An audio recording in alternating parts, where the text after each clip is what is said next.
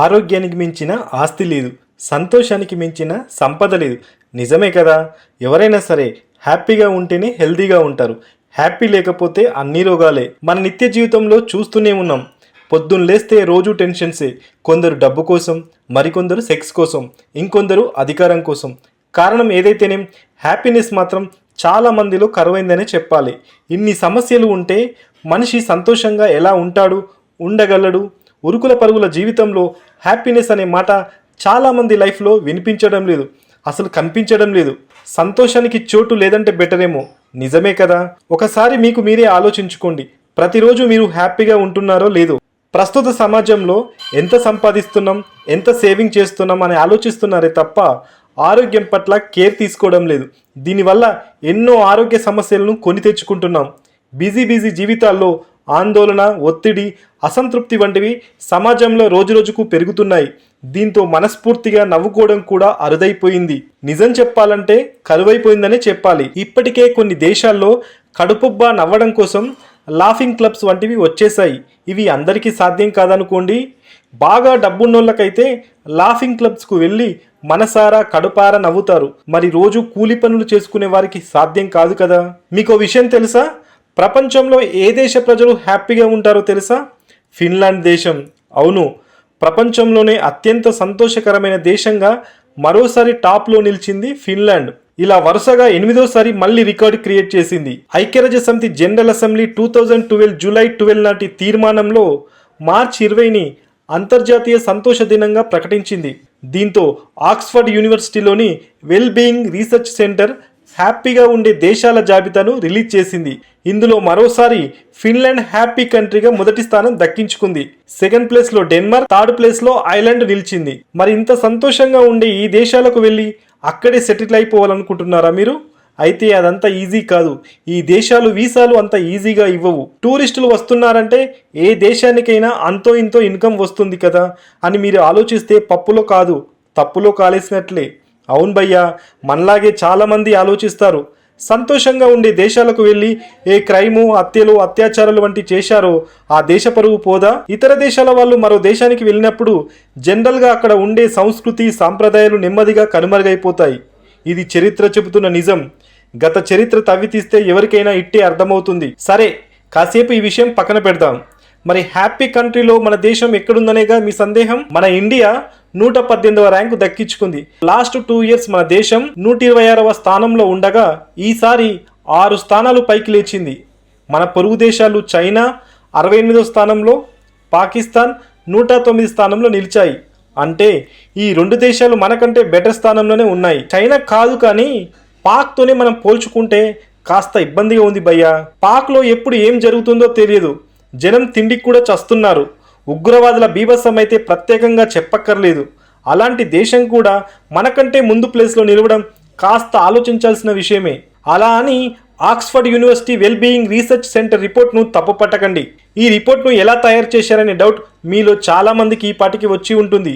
సంపద అభివృద్ధి మాత్రమే కాకుండా సంబంధాలు, మనుషుల మధ్య విశ్వాసం, ఆత్మ సంతృప్తి, సామాజిక మద్దతు, జీవనకాలం, స్వేచ్ఛ, దాతృత్వం, అవినీతి వంటి అంశాల ఆధారంగా ఈ జాబితాను రూపొందించారట. మీకు షాకింగ్ విషయం తెలుసా? హమాస్తో ఇప్పటికీ యుద్ధం చేస్తున్న ఇజ్రాయెల్ 8వ స్థానంలో ఉందంటే నమ్ముతారా? అమెరికా 24వ ర్యాంక్ సాధించింది. తాలిబాన్ల పాలనలోకి వెళ్ళిన తర్వాత తీవ్ర సంక్షోభం ఎదుర్కొంటున్న ఆఫ్ఘనిస్తాన్ ఈ ఏడాది కూడా హ్యాపీనెస్లో అట్టడుగున నిలిచింది. వరల్డ్ హ్యాపీనెస్ రిపోర్ట్ కోసం 143 దేశాల్లో ప్రజల స్థితిగతులను బట్టి ర్యాంకులు కేటాయించారు. రిపోర్ట్ కోసం ఎంపిక చేసుకున్న దేశాల్లో ప్రజల మధ్య ఆదాయం, ఆరోగ్యం, స్వేచ్ఛ, దాతృత్వం, అవినీతి లేకపోవడం, సోషల్ సపోర్ట్ వంటి అంశాలను బట్టి హ్యాపీనెస్ స్థాయిలను అంచనా వేశారు. తమ జీవితాల గురించి ప్రశ్నలు వేసిన సమయంలో వాళ్ళు ఇచ్చే సమాధానాల ఆధారంగా హ్యాపీనెస్ ర్యాంకింగ్ను ఇస్తున్నారు. ఫిన్లాండ్ ప్రజలు సంతోషంగా ఉండడానికి 3 ప్రధాన కారణాలున్నాయి. ఇతర దేశాలు దీనిని అనుసరిస్తే అవి కూడా జీవితంలో సంతోషంగా ఉండవచ్చు. మొదటిది ఐక్యతాభావం. అది ఇక్కడ చాలా ఎక్కువ. ఎలాంటి చెడు పరిస్థితుల్లోనైనా పోరాడే శక్తిని కలిగి ఉంటారు ఇక్కడి ప్రజలు. అలాగే అందరితో కలిసిమెలిసి జీవిస్తారు. ప్రధానంగా చుట్టుపక్కల వారి పట్ల శ్రద్ధ వహించాలని ఫిన్లాండ్ దేశ ప్రజలకు చిన్నప్పటి నుంచి వారి పెద్దలు నేర్పుతారు. ఇది వారి అభివృద్ధిలో ముఖ్యమైన భాగమని చెప్పొచ్చు. ఇక్కడ అందరిలోనూ దయాగుణం కూడా ఎక్కువే. రెండవది, ఇక్కడ ప్రభుత్వ సంస్థలు ప్రజలకు సహాయం చేయడానికి ఎప్పుడూ సిద్ధంగా ఉంటాయి. మూడవది, సమానత్వం. ఇక్కడ ఎక్కువ సంపాదించేవారు తక్కువ సంపాదించేవారు అనే తేడా ఉండదు. అందువల్ల ఇక్కడ పేదరికం అనే మాటే కనిపించదు. అవినీతికి తావుండదు.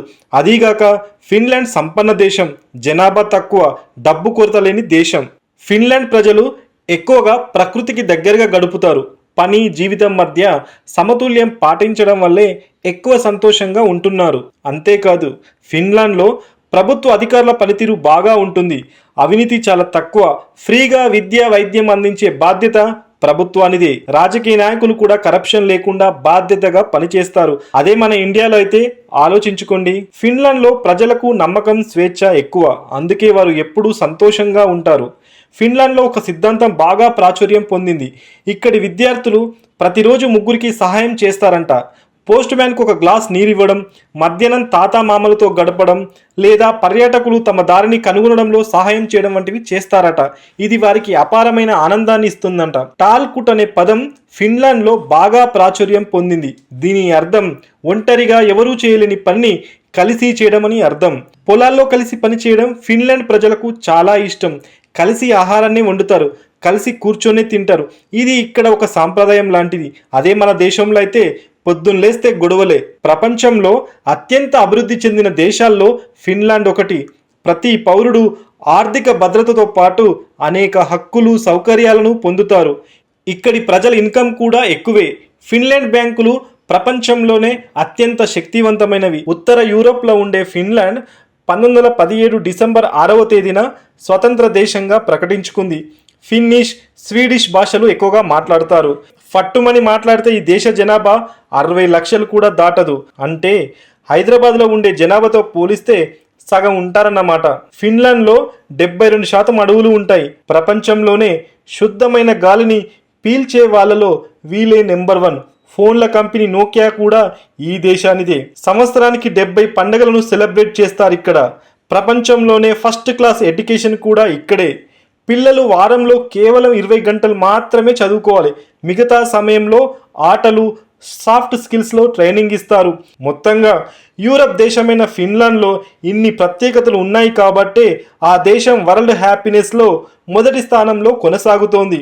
2 క్షణాలు నవ్వితేనే మన ఫోటో చాలా అందంగా వస్తుంది కదా. మరి ఎప్పుడూ నవ్వుతూనే ఉంటే జీవితం ఎంత ఆనందంగా ఉంటుంది.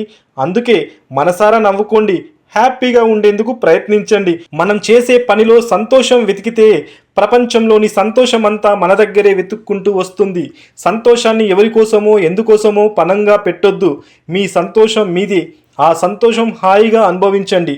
ఈ వీడియో చూశాక మీ ఒపీనియన్ను కామెంట్స్ రూపంలో తెలియజేయండి. Thank you.